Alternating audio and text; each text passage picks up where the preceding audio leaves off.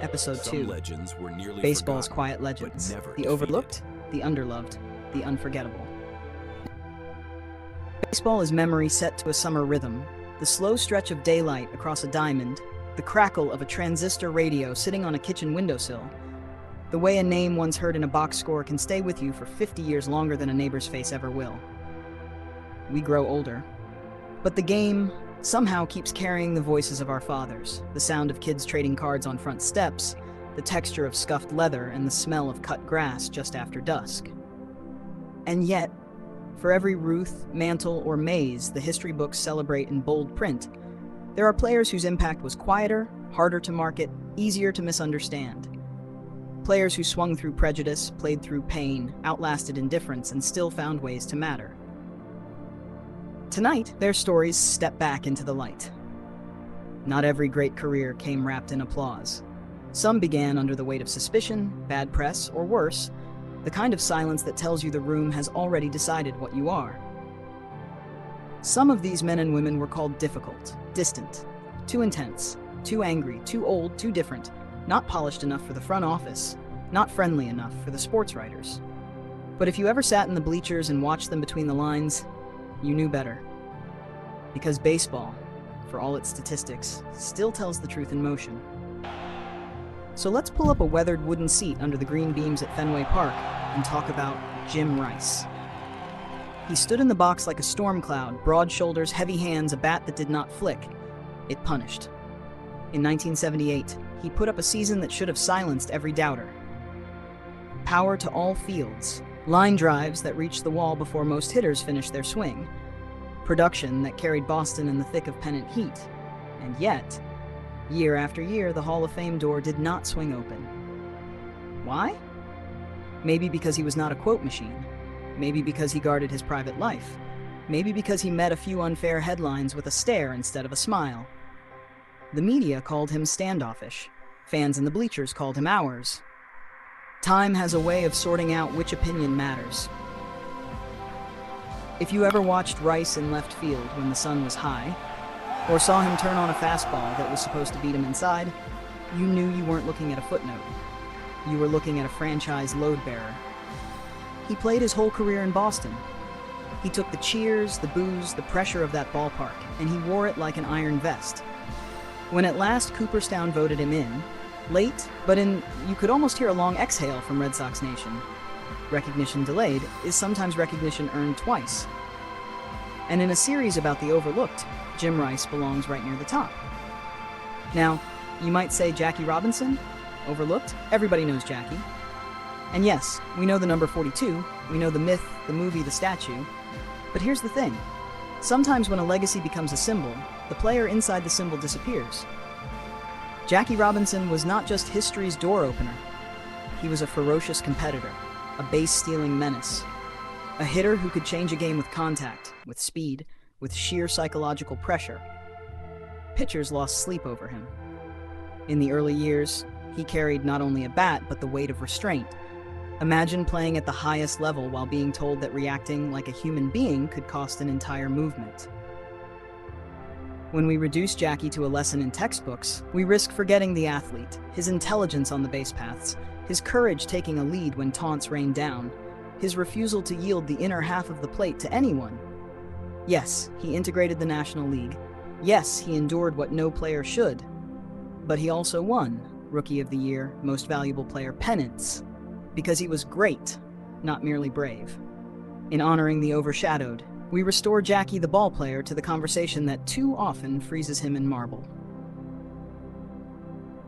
But if Jackie's story is told every April 15th, the same cannot be said for Larry Doby, who followed him into Major League Baseball just a few months later. Across leagues, across headlines, and into a different kind of isolation. Doby integrated the American League with the Cleveland Indians, and he did it without the national buildup, without the same organizational scaffolding, and, crucially, without the benefit of anonymity. Every eye that had just watched the National League integrate now judged the experiment all over again through him. Second can feel lonelier than first when the history books decide they only have room for one hero. Larry Doby could hit. Don't let the silence around his name fool you. He was an all-star again and again. He helped lead Cleveland to a World Series title in 1948. And he did it while facing the same venom Jackie did. Sometimes from his own dugout, sometimes from strangers with nothing to lose. Sometimes from the polite coldness that wears you down over a season's length. Talk to the old-timers who saw him play and they'll tell you. The swing was real, the courage was earned, and the debt baseball owes him is still outstanding. That's why he's here with us tonight in the Circle of the Undervalued. Before either man took a major league field, though, there was a pitcher whose legend traveled by bus, by rumor, by barnstorming box office. The incomparable Satchel Paige. If you ever heard old Negro Leagues veterans speak his name, you heard respect bend into storytelling. Satchel threw fastballs that seemed to arrive before the catcher called for them. He named his pitches. He challenged entire infields to sit down while he struck out the side. And because of the color line, the prime of his genius was spent outside Major League record books. Imagine all the innings lost to history, not because they weren't pitched, but because the game refused to see them. When the barrier finally cracked wide enough for Satchel to step through, he was no young fireballer. He was in his 40s, joints creaking, but the craft still sharp. He debuted in the majors not as the next big thing, but as living proof of what segregation had cost the sport. Even then, he could still get hitters out, still draw crowds, still grin beneath the bill. Satchel Paige reminds us that being overlooked isn't always about personality or press. It can be the result of a system that chooses who gets counted. Tonight, we count him. And if the game once denied men like Paige, it nearly erased women altogether, until Tony Stone refused to accept their erasure.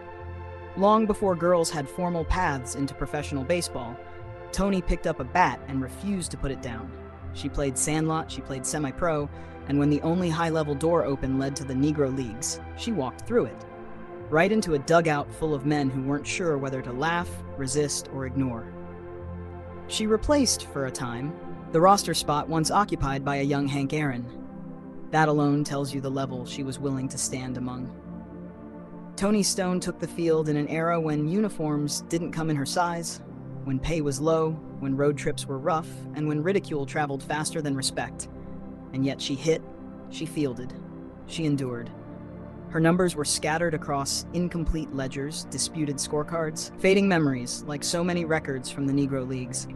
But her impact was never just statistical.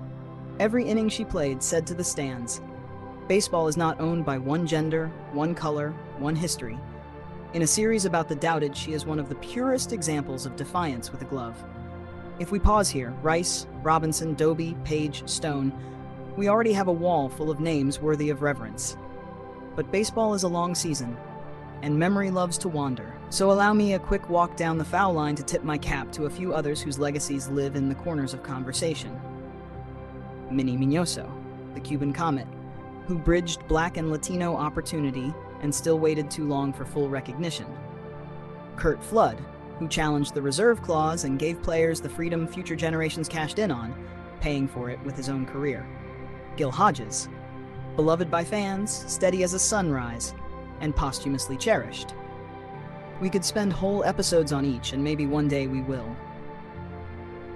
But tonight's light belongs to our core five. Their stories braid together the themes of talent overlooked, humanity tested, and history catching up too slowly. What do they share? Each played baseball and something larger. Expectation, insult, impatience, exclusion. Each forced the game to look at itself, whether through raw numbers, relentless professionalism, or simple presence in a place where someone said they shouldn't be. Baseball is obsessed with counting. Hits, innings, averages, WAR. But some things won't live on a stat sheet. The way a crowd in Boston held its breath when Jim Rice dug in. The tremor in a stadium when Jackie took his lead off first. The proud, chin-high walk of Larry Doby back to the dugout after a hostile road game. The grin Satchel flashed before dropping something no one could square up. The set jaw of Tony Stone as she stood in against a pitcher who didn't want her there. These are unscored moments, but they're why we remember. If you close your eyes, maybe you can hear the old radio again.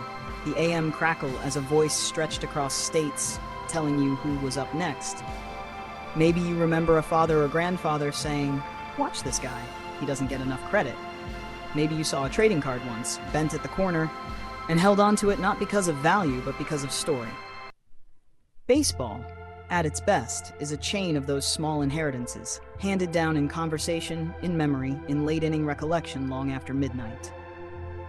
To the fans who sat in bleachers through doubleheaders, to the kids who sorted cards on linoleum floors, to the ones who saw these players only once in person but never forgot, this episode is for you, and for them. Because recognition shouldn't depend on being the loudest, or the most marketable, or the easiest to explain in a headline. Sometimes it should depend on honesty. Did they play? Did they endure? Did they change the game by refusing to leave it? Baseball changes slowly, sometimes painfully slowly, but it does change. Every barrier cracked by Robinson, every inning endured by Doby, every traveling payday earned by Page, every at-bat fought for by Tony Stone, every misunderstood star like Jim Rice finally getting his plaque. All of it adds up. Not in the standings, but in the story. And story is what lasts when numbers blur. So the next time you visit a minor league park, or watch an old-timer's highlight reel, or see a jersey hanging in a local bar, take a second look at the names that aren't in neon. Ask someone older who they remember. You might uncover a Jim Rice in your own town, a Larry Doby in your local league, a Tony Stone in a family scrapbook. These are baseball's quiet legends, the ones who were doubted, dismissed, or delayed, and yet somehow still found a way to step in, dig their spikes, track the pitch, and swing. In our next episode, we trade the grass for hardwood and lace up for the NBA, where greatness often speaks in low tones. We'll spend time with Larry Bird, Tim Duncan, Bill Russell, and other giants whose games shouted louder than their public personas ever did. If you've ever loved the players who didn't sell shoes but built dynasties, you won't want to miss it. Thank you for watching, remembering, and honoring the legends they doubted but never defeated. If one of tonight's stories touched a memory, drop it in the comments. We read everyone. The game lives on.